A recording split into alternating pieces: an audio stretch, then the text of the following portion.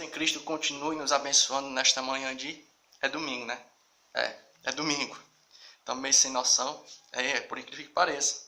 Parece engraçado, mas chega a ser algo tragicômico, né? Eu acho que eu não sou o único, não. Mas que Deus em Cristo ele continue nos abençoando. Dando continuidade à reflexão. Tendo como por base o livro do profeta Jonas, uma reflexão. E é legal que a gente ontem estava dando uma rabiscada, fazendo uns rascunhos aqui, dando uma olhada, uma examinada durante a tarde, no livro do profeta Jonas. E foi aquele negócio que a gente tinha falado naquela reflexão de hoje. A palavra de Deus ela é assim, ó, às vezes tu lê o texto, aí tipo assim, não te vem nada.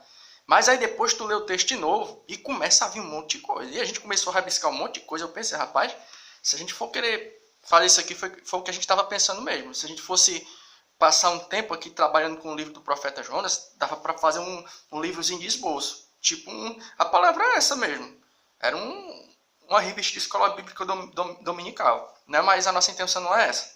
Porque se a gente ficar muito tempo no livro do profeta Jonas, a gente deixa de dar uma examinada nos outros textos bíblicos, né? E a gente sabe que a Bíblia não é composta somente pelo livro do profeta Jonas, né? E a gente é engraçado que isso aqui, ó, só mesmo assim a nível de conversa, a gente acha legal isso aqui, ó, porque a gente pega esse momento aqui e a gente leva isso a sério. É uma coisa simples, ó, uma câmera de celular, não é nada assim, né? Uma coisa assim, como é que a gente pode dizer?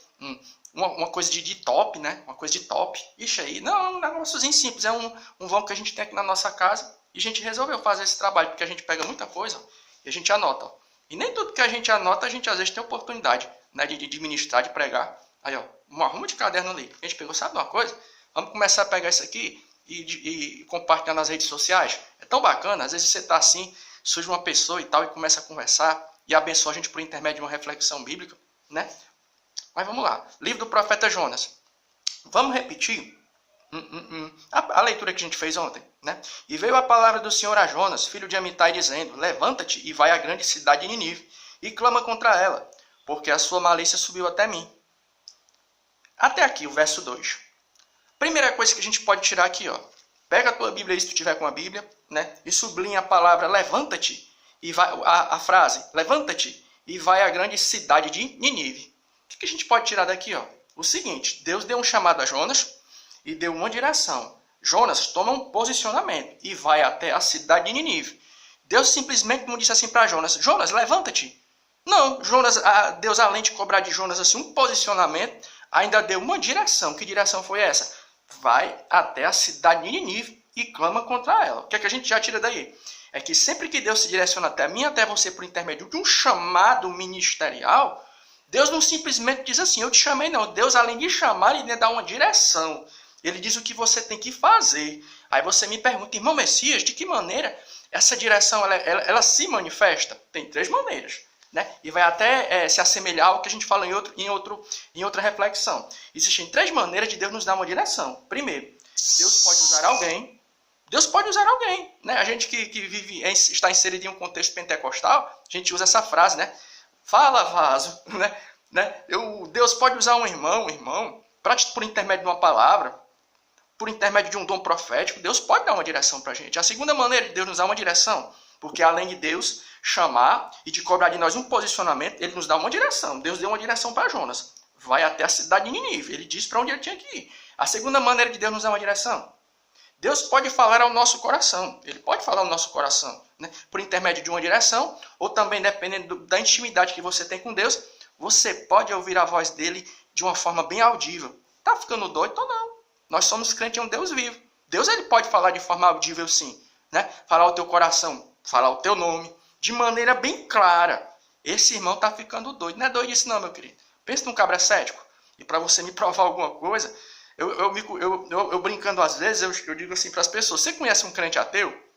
Eu sou um crente ateu. Não se escandalize, sabe por quê? Porque se eu chego para você e digo que algo é assim, é porque é.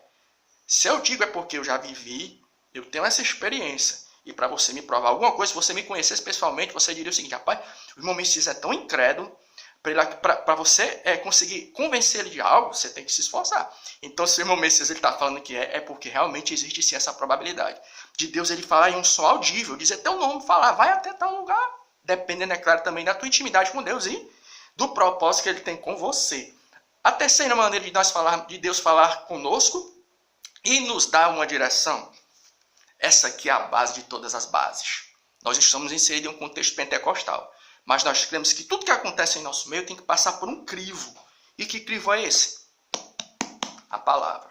Deus pode falar com você por intermédio de alguém, um dom profético, um dom do Espírito Santo, pode falar ao teu coração diretamente, ou então a base de tudo, que é a palavra. Dons ministeriais. Pronto, vou dar um exemplo. Como é que a gente faz para a gente, por exemplo, usar a palavra de Deus como crivo na hora de uma profecia? Se essa profecia que for falada por alguém não coincidir com aquilo que está na palavra, você descarte. Tudo tem que passar por aqui. Isso aqui é a base. E essa aqui é a maneira mais clara e, vamos dizer assim, mais acessível de Deus falar conosco. Deus pode falar com uma pessoa até com um novo convertido que não tem muita experiência com Deus. Você abre a Bíblia aqui, ó, e Deus te dá todo um direcionamento. Deus cobrou de Jonas um posicionamento. Levanta-te. Mas não somente cobrou, deu uma direção, disse o que tinha para fazer. Vai até a cidade de Nínive. E quais são as 3 maneiras de Deus falar conosco? Pode falar por intermédio de alguém, usando alguém, pode falar o nosso coração e pode usar a base de tudo, que é a sua palavra que foi deixada até mim e até você. E outra parte aqui da reflexão, que é legal essa aqui, ó, é onde ele vai dizer o seguinte, ó, e clama contra ela. E clama contra ela.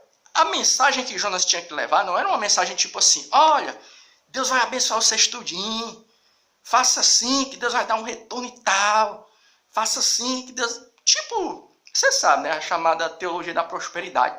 Nada contra.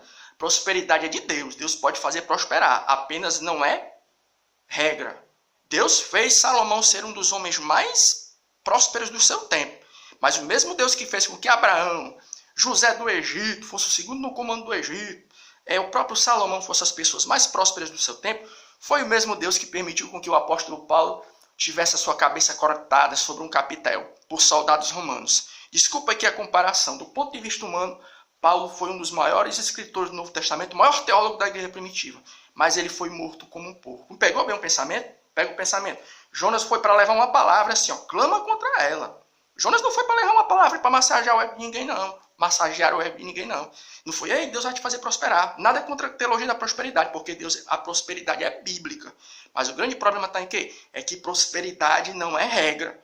O mesmo Deus que prosperou Abraão, José do Egito, Salomão, foi o mesmo Deus que quando o nosso Cristo foi crucificado, ele foi no sepulcro dele, era emprestado. Filho de carpinteiro. Então a mensagem de Jonas era uma mensagem que confrontava. Agora, por que Jonas ele não queria pregar em Nínive? Algumas pessoas disseram que era porque Jonas era medroso, porque a cidade de Nínive era assim. Pensa no pessoal bruto, o pessoal da Síria. Sabe o que eles faziam?